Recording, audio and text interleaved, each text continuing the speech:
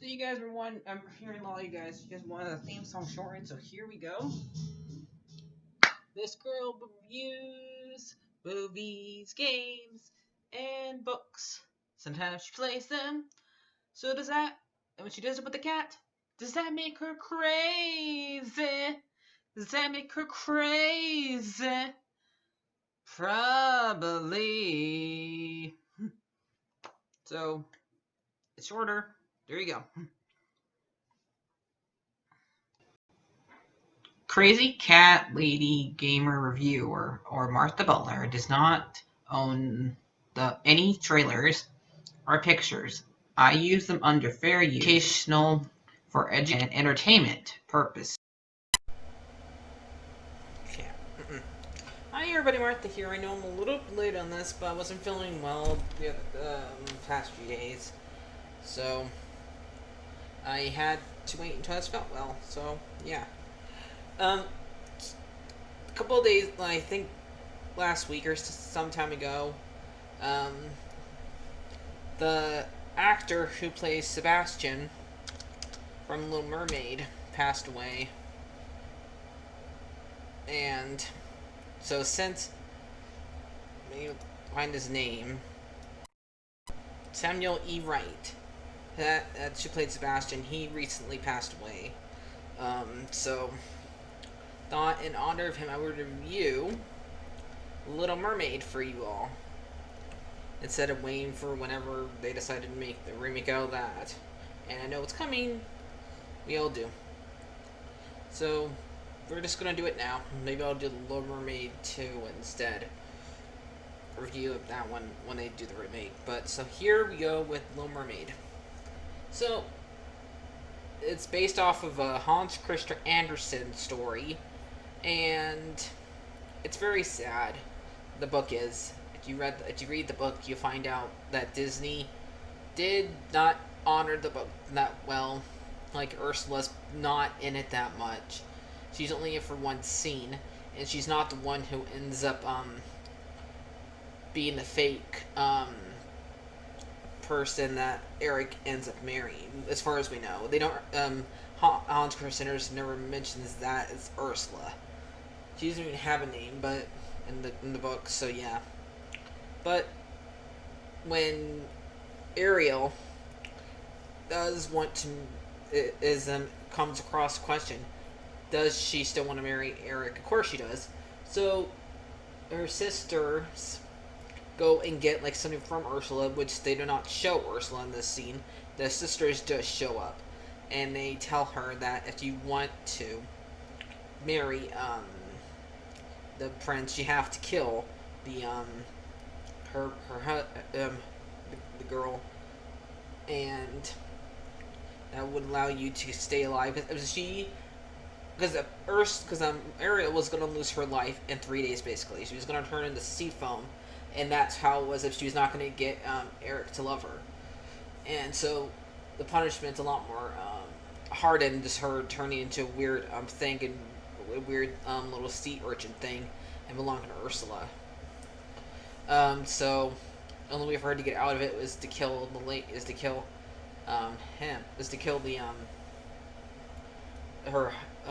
the fiance or him, and she'd be able to stay human. She would stay alive, but she didn't want to do that. She wanted to stay pure, so she decided to let them be married and let the way she can, and then she turns into sea foam.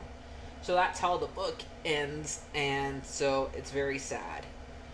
So obviously, Disney didn't want to do that because they didn't want a bunch of kids crying, so I totally understand.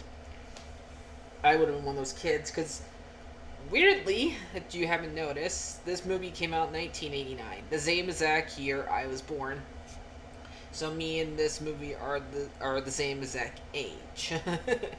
So yeah, but so let's get started with the story of the one that Disney has told, the one that Disney has made. Ariel is 16 years old and a mermaid, and the youngest daughter to Triton, which is Poseidon's son, which makes Ariel a granddaughter to one of the Greek gods. They don't mention this in the movie, but it's something I like to tell people. I like to hint at people. I don't know if he meant that to if Hans Christian Andersen meant that to be Poseidon's son, one of Poseidon's sons, but that's what it is. But in Greek mythology, she does not exist, as far as I know. I don't know if Triton has any daughters named Ariel in Greek mythology. This is something that Hans Christian Andersen made up. So yeah, but he has daughters, and all seven of them have a name with start with the letter A. And she's supposed to be at a concert where they like introduce all the daughters' names, and Sebastian's playing the song in front of Queen Triton, and there is some cameos of Mickey, Donald Duck, and Goofy, and there's also one of Kermit. That's why I remember like you like when Triton like flies by with his giant seahorses. You see them for 1 second. Those four characters. Kermit makes sense. The other three don't. I mean, maybe Donald could swim down there, but ducks and mice don't. Dogs and mice, as far as I know, they can't hold their breath. But it's a cartoon. But it's funny to point that out for you guys. But so after that, we find out that Ariel is not there. She's going off having fun and looking for people, looking for humans' artifacts that have gone down below the water, and also we do see like Eric at the beginning of the movie too. I forgot that where we find out that he's supposed to be looking for a person to wed, to be his princess after his father dies, which we never see. So like even in the second movie, he's still technically a prince, and Ariel does not become queen because, as far as we know, his dad's still alive at least. So yeah, and that's when we go down there and we see the undersea creatures and stuff like that. And Ariel is inside of a ship. A lot of people think this is the ship from Frozen, but sadly it's not, according to Frozen 2. So sorry.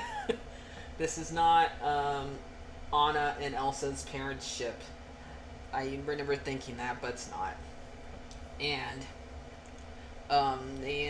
she ends up going in there and finding a fork and a pipe, and she takes it up to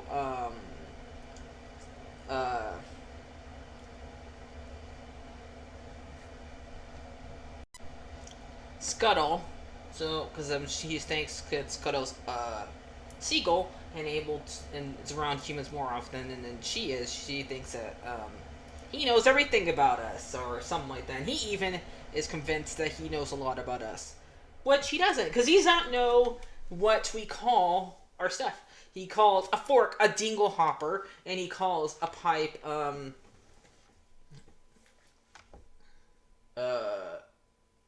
weird. I forgot what the other one, but he calls different objects different names to where Ariel gets the wrong idea. And gets the wrong idea of what they're used for. Like, she thinks basically a fork is a comb, and not sure which. I'm trying to remember what she thinks a pipe is, because but still, a pipe is basically meant to kill people, basically slowly, because we put stuff in our lungs that we're not supposed to. But yeah, it's not something you want to do. So yeah. A snort flax, I think is what they call the pipe. You could correct me if I'm wrong. But she ends like remembering that. Oh yeah, it's meant to make music. That's what it is. It's meant to make music, and she ends up thinking that she's remembering that she's supposed to be at the concert. So she goes back and takes the two things, and gets home very fast, and then we end up seeing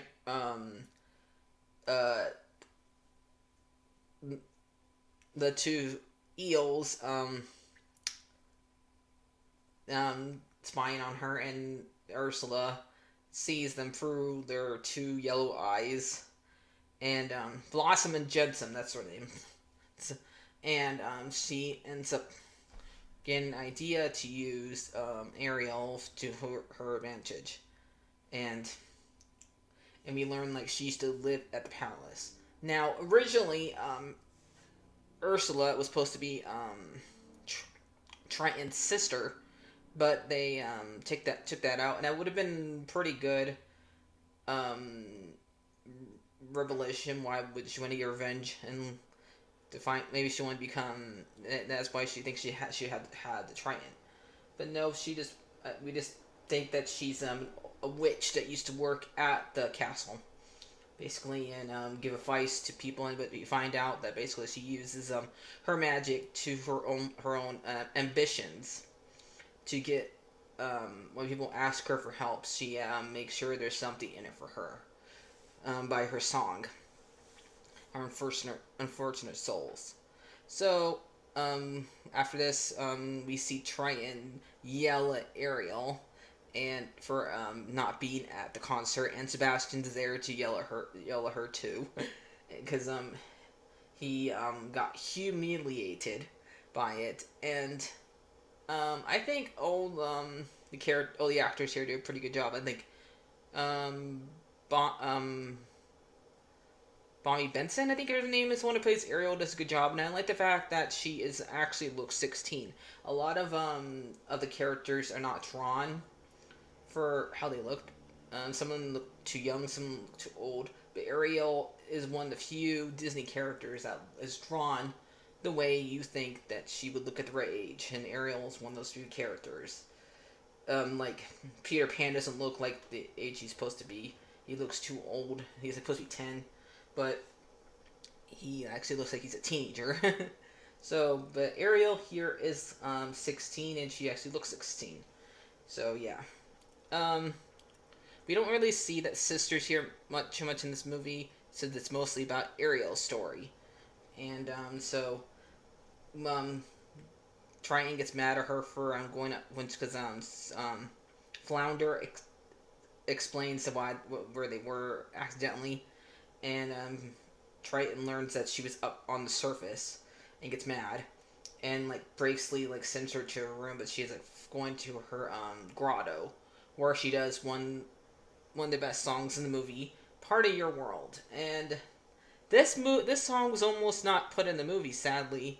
Like Jeffrey Katzenberg put it like in a test screen where he would like have a bunch of kids, and one of the kids was not, and the kids weren't paying attention to it, and so he almost cut it, but they decided to keep it in anyway. So there's a little bit of history for you guys.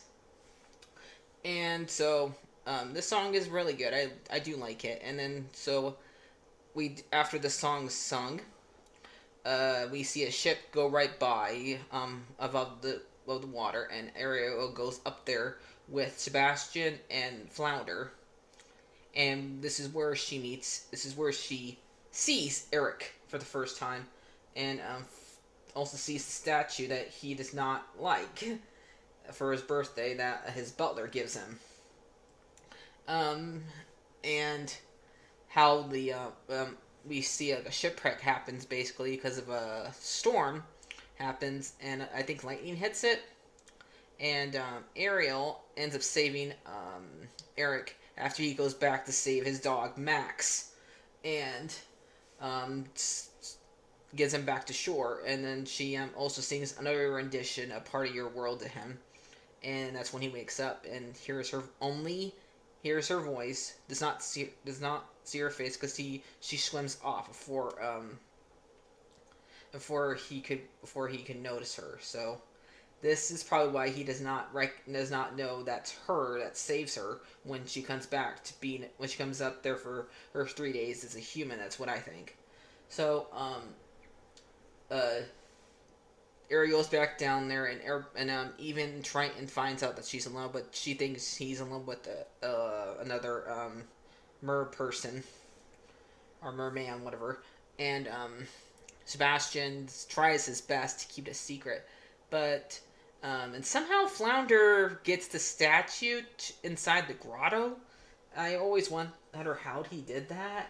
It's weird, but he finds like a way to get in there, and then this is when Sebastian tells well, yeah, we also had a little and when Sebastian also tries to convince Ariel to go back up there ever again by singing Under the Sea, which is also one of the best songs in the movie, and um where we get to hear Samson sing his vocal cords, Mr. Wright, the guy who sadly passed away, and he can sing really well. We gotta love those Jamaicans, and I cannot do his accent at all. I have tried.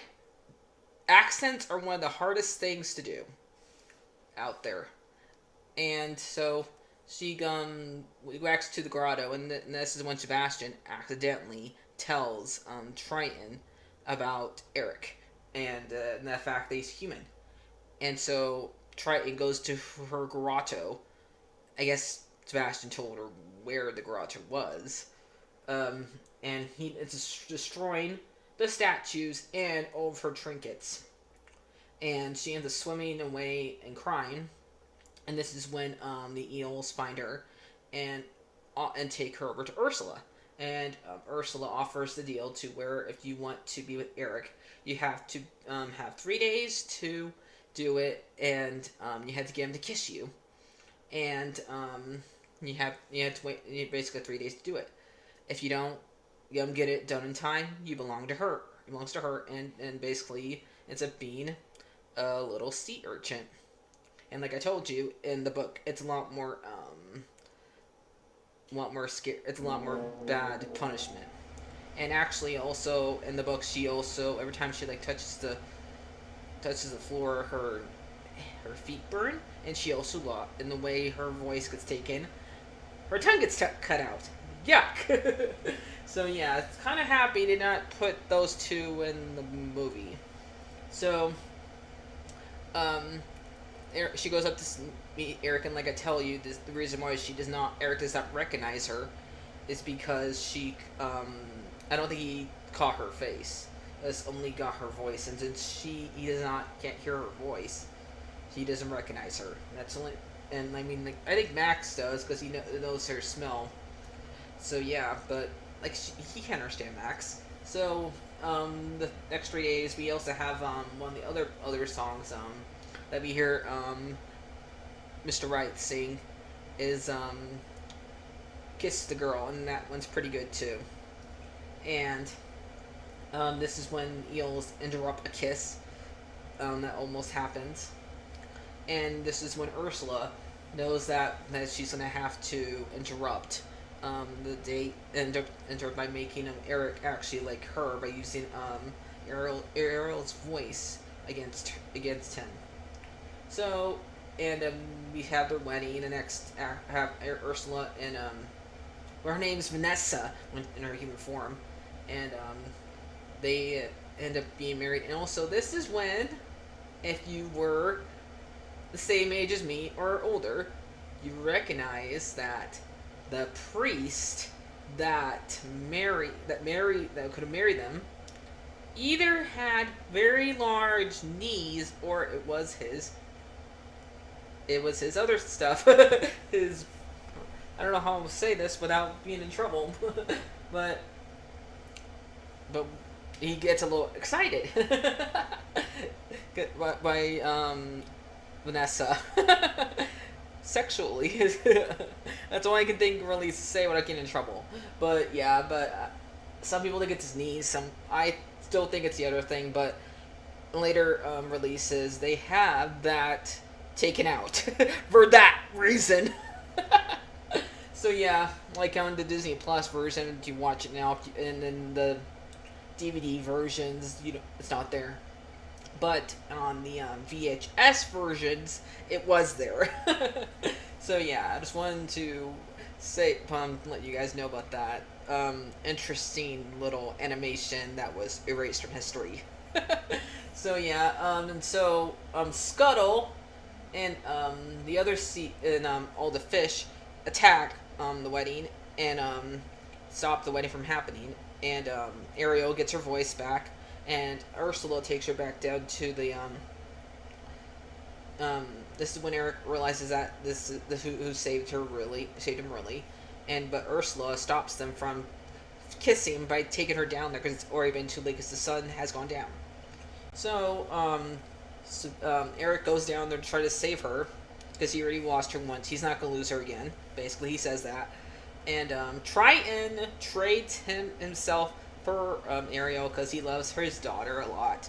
And I understand why he's so protective of her, especially in the third movie. You understand that too. But it's his most youngest daughter, and usually the dad is mostly when it comes to the youngest daughter. Knowing my father, they're mostly protective of that child, and will do anything for them.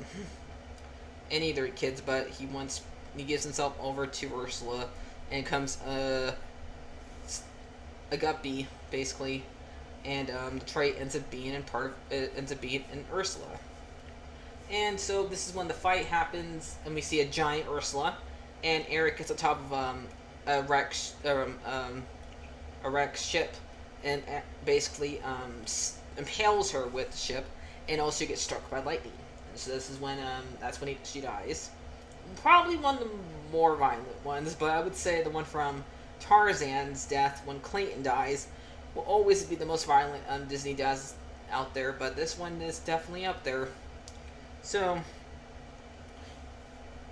Eric ends up saving Ariel, and Triton lets Ariel live on land with Eric, because as payment for saving his life, basically.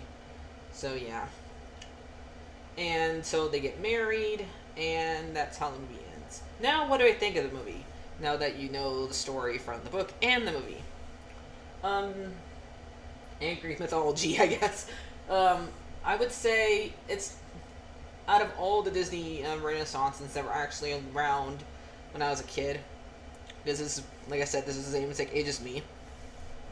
It's not on top of my favorites, but because it's not even on one of the top 10s, but it's still a good movie. I still love it, and we did watch it a lot as a kid. It was one of the ones that we owned. So I would have, and I do eventually want to rewatch it again. So I would give this movie a 7 out of 10. It's mostly because sometimes it's mostly Ariel. I think she does learn her lesson at the very end, but she did put a lot of risk on it. But a lot of people think she's just doing it for a guy, but they forget that the fact that Ariel wanted to go up there anyway before she even met Eric. Otherwise, why would she be collecting all those trinkets and taking them over to Scuttle to tell him what they are before she even met Eric? People forget that. But she is still a little selfish about it, but she's a teenager. A lot of teenagers don't think about the consequences to their actions. But I'm pretty sure she did learn her lesson. You play Kingdom Hearts. It looks like she doesn't, because Ursula tricks her twice in those games. But this is not that.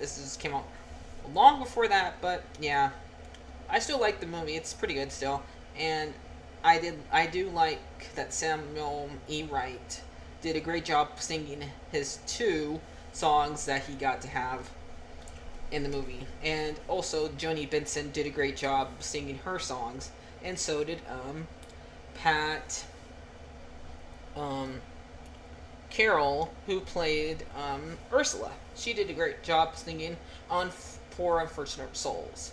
So yeah, I did like this movie a lot. I hope you guys like this review. Like, favorite, and subscribe. And bye-bye!